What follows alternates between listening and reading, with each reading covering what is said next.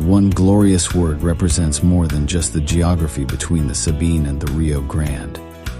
It represents a unique idea and way of life. A life of rugged individualism, proud self-reliance, gritty toughness, and fierce independence. That is what made Texas, and that is what will save her again. Howdy, folks. Sam Houston here. I want to thank you for tuning into the Feed Bandit podcast. Feed Bandit is the Texas first outdoors brand built by rabid Texans, for rabid Texans, and all those who aim to be one someday. We unapologetically promote the ideals that shape our Texas pride and Texas first patriotism through our love of hunting, the outdoors, and the gear and apparel we create. Texas, above all else, preserve the tradition, protect the legacy. Check us out at feedbandit.com. And to repeat that great rallying cry from a former colleague of mine, liberty or death. Now, enough of my talking. Here are a couple of bandits that love Texas as much as I do. Enjoy.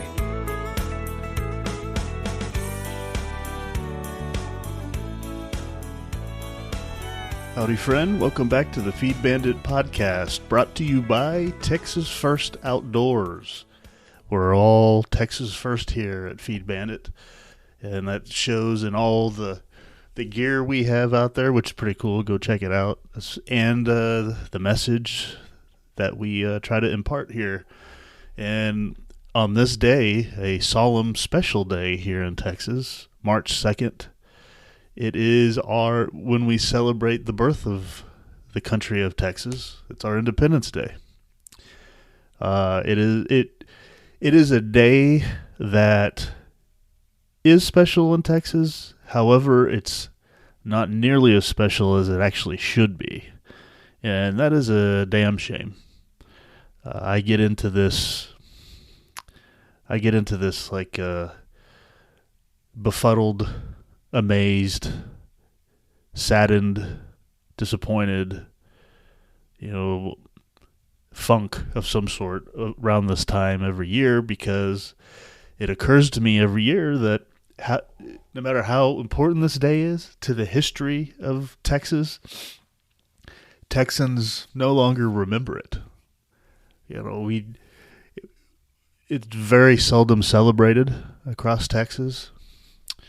It's very much an afterthought, which disappoints the hell out of me all the time. And I sit back and I look around and I see, there are celebrations for Cinco de Mayo, of which no one even knows what that means or what it's for, but people are just, I won't use the term brainwashed, but just drones going through life, and it's like, oh, Cinco de Mayo, excuse to go drink and eat Mexican food, this type of thing, which, is really kind of no different than how we celebrate July 4th. However, that is a big holiday here, right? Everyone's off of work. Everyone wears their American flag swim trunks, and it's just in Texas, March 2nd should be probably the biggest day here. It's just not. It's over time has just fallen off, and it just drives me nuts. Right after Texas Independence Day, people will literally be celebrating, although they don't know why, other than to drink. And that's nothing wrong with that, don't get me wrong, but St. Patrick's Day. Why in Texas do we not have a celebration as big as St. Patrick's Day? It makes absolutely zero sense to me why that is the case. People, they make special plans, and I used to do this, make special plans, long before kids and things of that nature. My friends and I would love to go down to the Greenville Avenue St. Patrick's Day parade, which was a blast, and just have a blast all day, basically, and get blasted. But it's, years and years ago, it occurred to me, why do we not celebrate March 2nd the same way, at the very least, the same way we celebrate July 4th? Obviously it should be celebrated more, in my opinion, but why don't we do that? We celebrate, like I said, St. Patrick's Day, Cinco de Mayo. Restaurants don't even acknowledge March 2nd sometimes, but they'll acknowledge Mardi Gras or, Fat Tuesday or whatever as an excuse to have a special happy hour. But it's like, why not March 2nd? Why doesn't everyone here know that? And what really bothers me is that in Texas, we actually teach Texas history, unique amongst the states. However, even I easily be correct in saying most people, students who grew up going to school in Texas, do not know the significance of March 2nd. It just blows my mind, and it really saddens me. We often talk about here on the Feed Bandit podcast reasons why we believe it's about time that Texas ends up going to its own way, creating the Second Republic, essentially seceding from Mordor, D.C. And when I look around, I see that obviously even here on March 2nd, Texas Independence Day, that maybe 1% of Texans even think about that stuff. And I get it.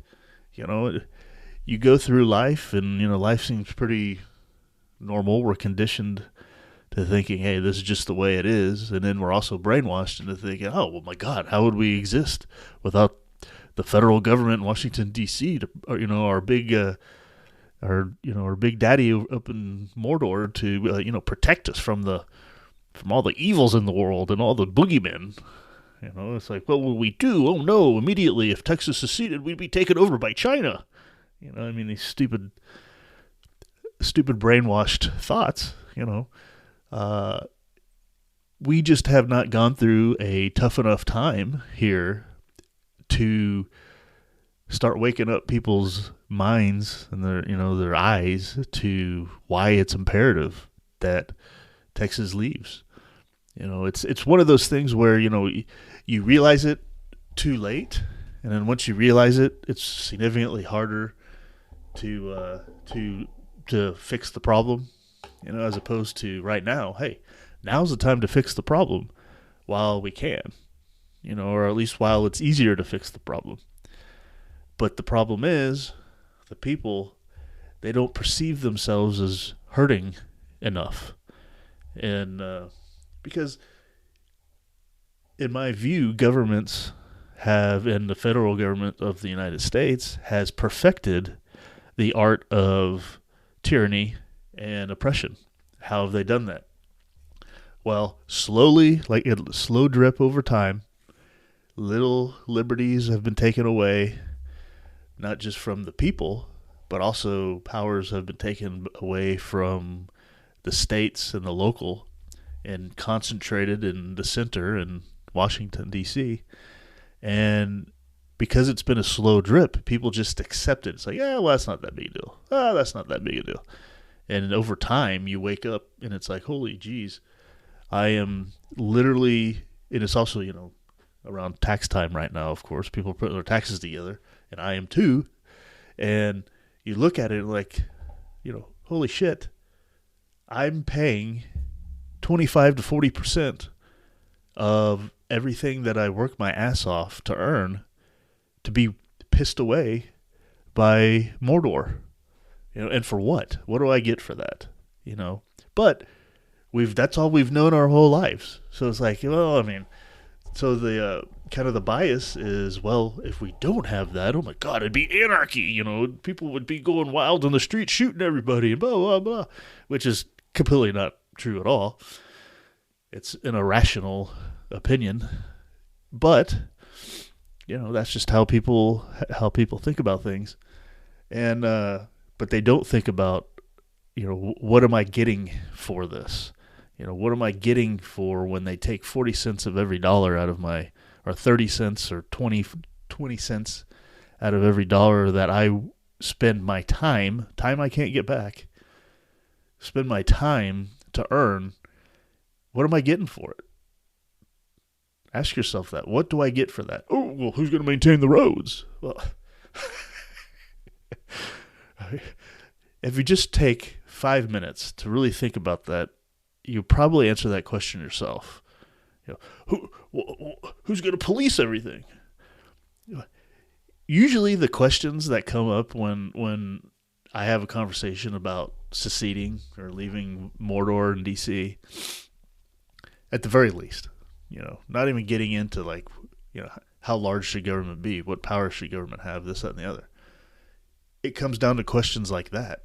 And I always remind the people, well, number one, if the federal government has anything to do with the roads, it's because they stole the money from the states and the people in the states in the first place to then turn around and build the roads in their state. So is that something Texas couldn't do on its own? Police and fire and all these things, they are paid for by your local taxes, not the federal government. So does that have anything to do with that if we secede? No.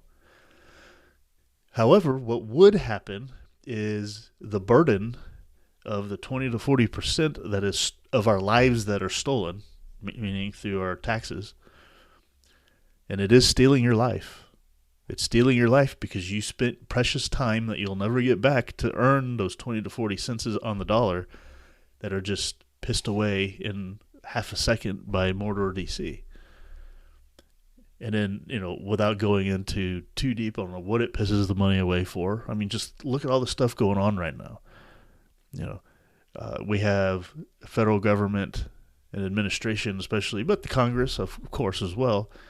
It's always really whoever's in power, clamoring and trying to convince the people that, oh, yeah, we got to go to war on behalf of other countries on the other side of the planet.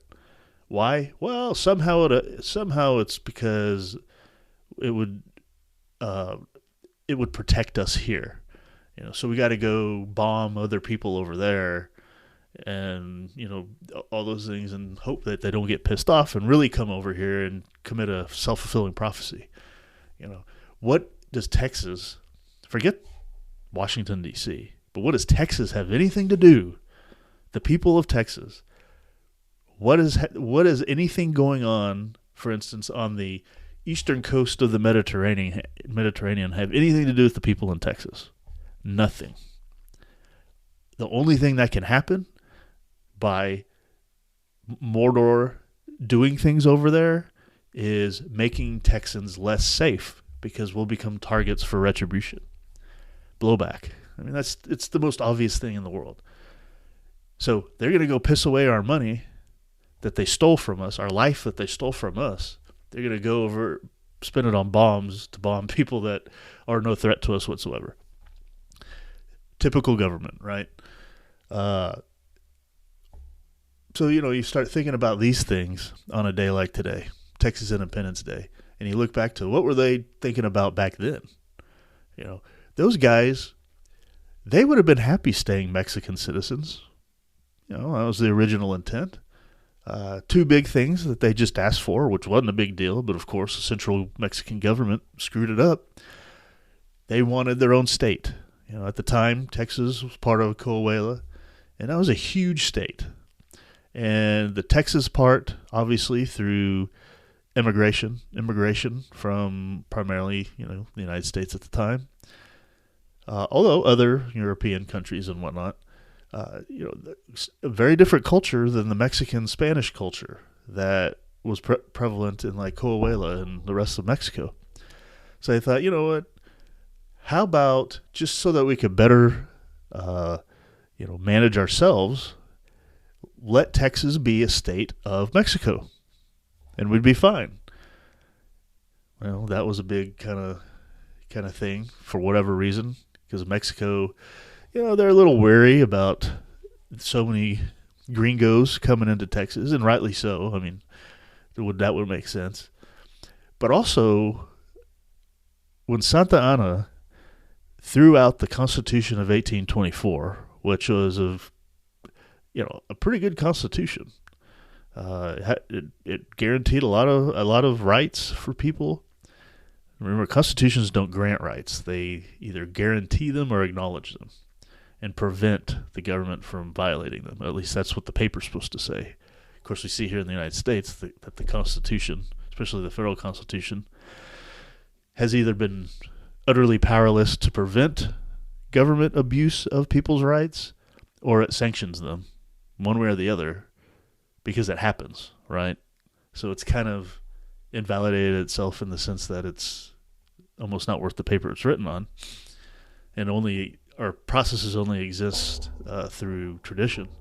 But going back, when Santa Anna declared himself a dictator and then started basically taking away everyone's God-given rights, well, of course it's going to piss people off, especially ones that are that are descendants of the generation that declared independence and fought a war against Britain, Great Britain or United Kingdom, for independence from the 13 colonies.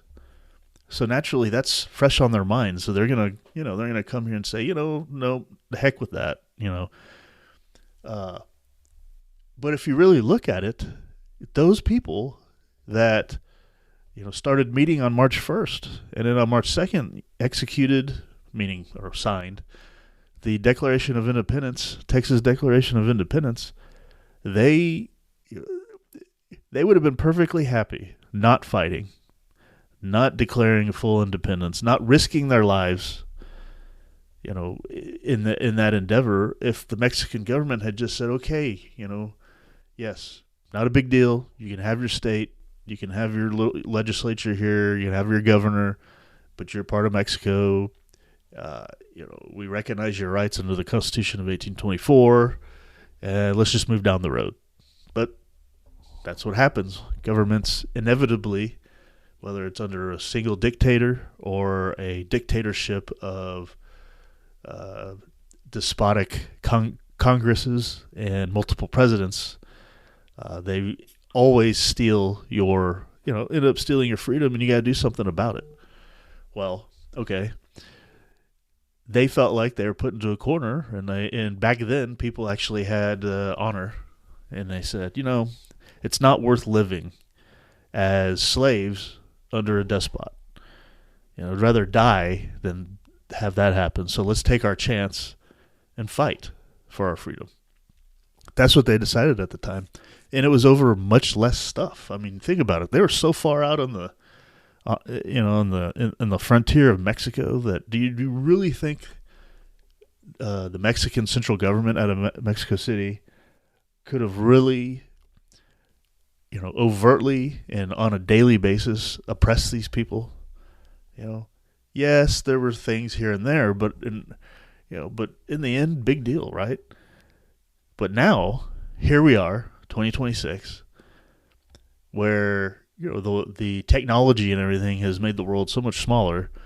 The federal government of the United States has grown so big, largest government that's ever existed, the most powerful government that's ever existed, the most despotic in the sense that how much it totally controls, how much it totally controls our monetary system, how much it taxes and steals from us, how much it regulates us, this, that, and the other, but has perfected the art of convincing the people that they're free.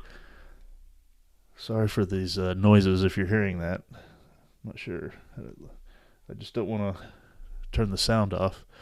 Let's see. Yeah, so convincing the people that we're free, it has lulled everyone into a sense of zombie stupor, basically. So it hasn't gotten bad enough here where people would really want to come together in a critical mass and say enough is enough. That's what scares me. That's what bums me out, because I see right now that now's the time to do it. Do it now before things get bad. I'd rather it happen now while I'm in my 40s than when I'm in my 60s or 70s. It's easier now for me to get through it, and my kids are young, this, that, and the other. And then we'll get on the other side faster than it happening later. But, at this point, I am convinced that it's going to take some sort of event, or something that's going to show people why it's necessary. And whatever that event is, it's not going to be ideal. It's going to be something that we wish we didn't have to go through. And the amazing thing about it is, if we took that step now, we wouldn't have to go through it.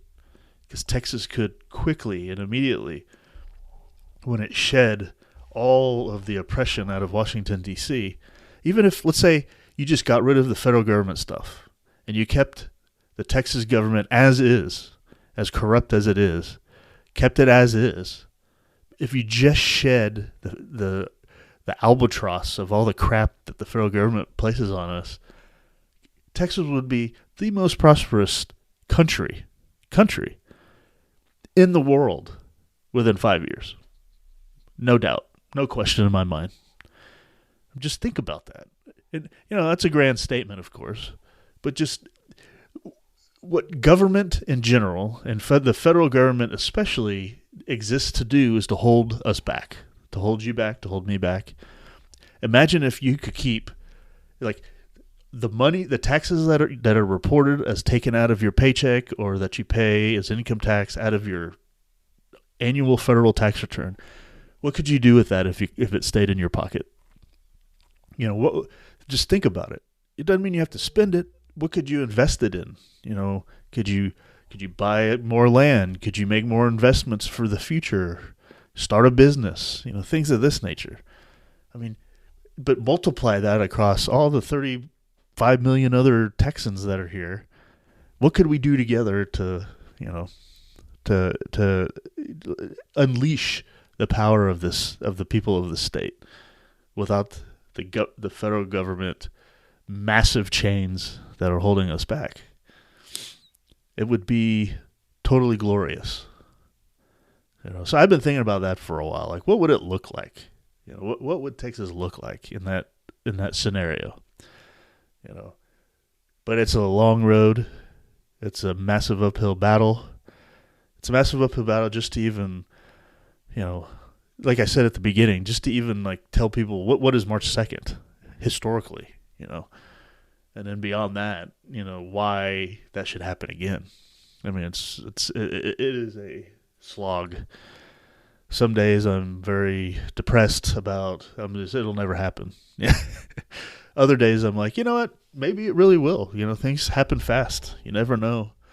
So we're going to be out here doing this, continue to talk about it.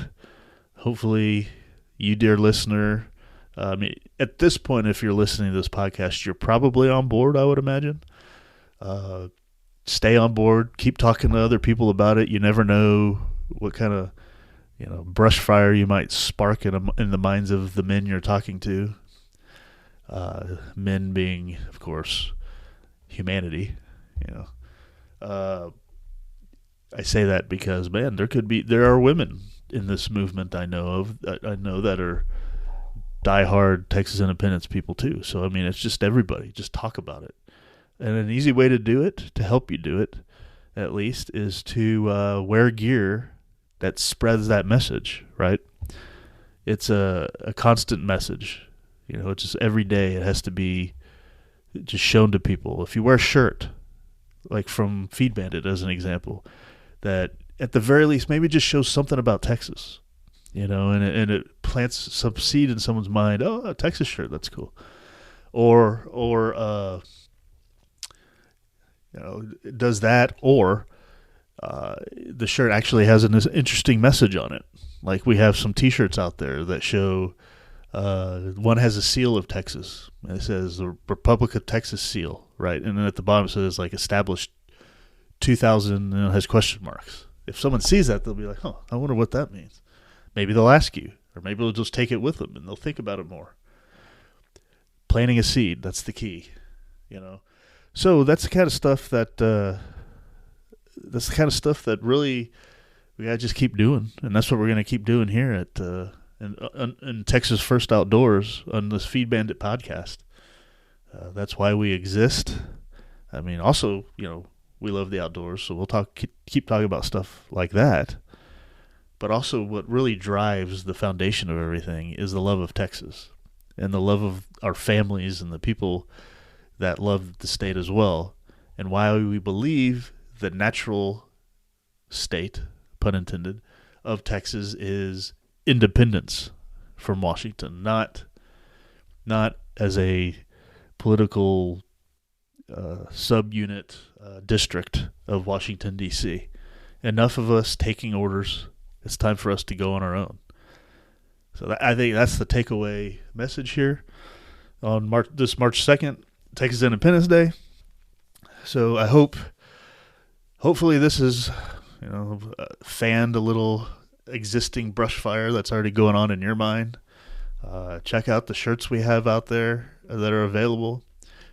Again, like I said, if someone just looks at it, they might look and say, it might start a conversation.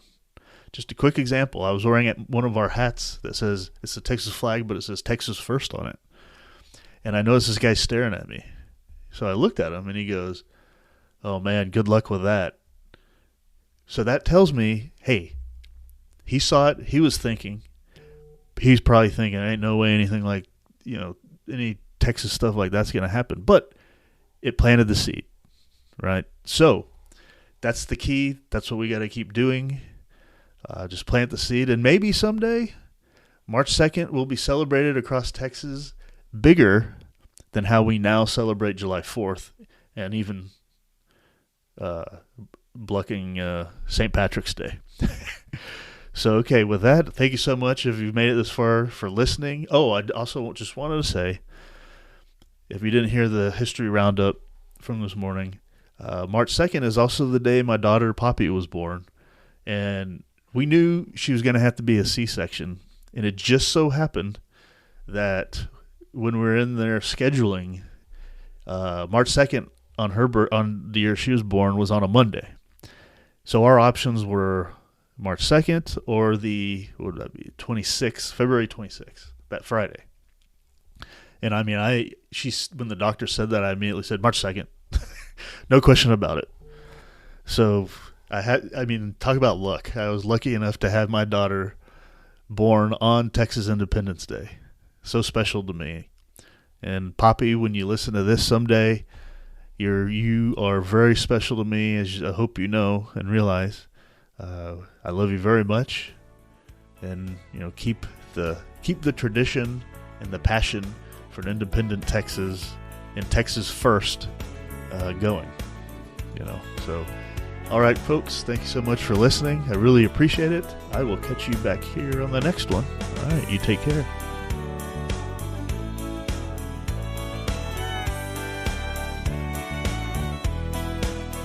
Well, I hope the Bandits gave you an interesting episode that either entertained or educated you.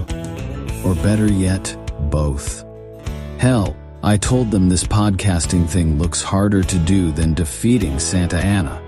So if you would, please help them out by sharing it with all your like-minded friends to help the Bandits get the word out. And don't forget to check us out at feedbandit.com and grab some gear and apparel to support the cause of Texas. Remember, Texas, above all else, preserve the tradition, protect the legacy. Finally, as I said some time ago on the eve of the great battle, and I vigorously repeat here again, be men. Be free men, that your children may bless their father's name. Well, fellow bandit, until next time.